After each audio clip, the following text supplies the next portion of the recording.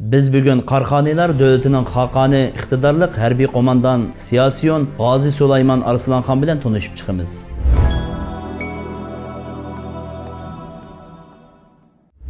Sulaymon Arslanxon milodiya 922-yili Qarxanilar davlatining xaqani Sultan Ustuq Bug'roxonning oilasida dunyoga keladi. Sultan Ustuq Bug'roxonning Musa va Sulaymon deb ikki o'g'li bor bo'lib, Sultan Ustuq Bug'roxon olamdan o'tgandan keyin cho'ng o'g'li Musa Bug'roxon Qarxanilar davlatiga xaqon bo'ladi. Sultan Ustuq Bug'roxonning vafot tepishi bilan boshqa Uyg'ur baglari isyon ko'tarishga boshlaydi. Shuning bilan Qarxanilar davlatida ichki urush boshlanadi. Musa Bug'roxon Xotanga yurish qilib, qisman bo'ysundirgandan ancha uzun o'tmay olamdan o'tadi. Shuning bilan inisi Sulaymon Arslanxon Qarxanilar davlatining taxtiga o'ltirdi. Sulaymon Arslanxon qat'iy niyat kelib, Xotanda ko'tarilgan isyonchilarga qarshi keng ko'lamda urush olib boradi. Natijada 20 yil davom qilgan bu urushda Xotan Uyg'urlarini to'liq tinchitib bo'ysundirdi. Bu vaqtda Yettisu va Tarim vodiysida o'ltiraqlashgan Uyg'urlardan 200 ming oila to'liq musulmon bo'ladi va milodiya 965-yili Qarxanilar qo'shinlariga Abu Nasir Samoniyning o'g'li Olib Tikinni bosh qo'mondan qilib, Eli daryo shimolidagi Mingliqqa, ya'ni hozirgi G'o'lji shahriga avatidi.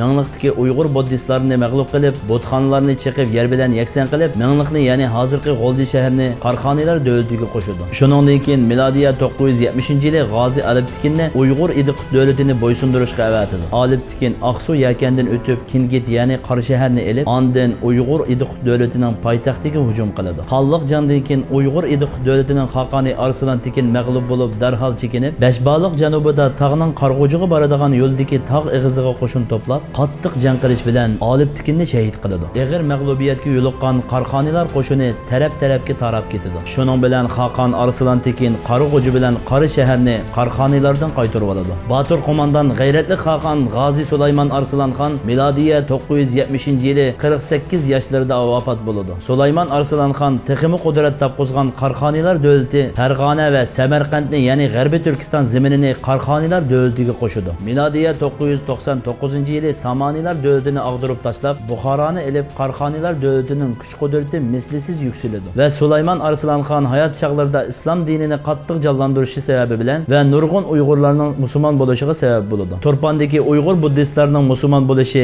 ana shuning misoli. Sultan bo'lib xon o'tgan Uyg'urim sen jonda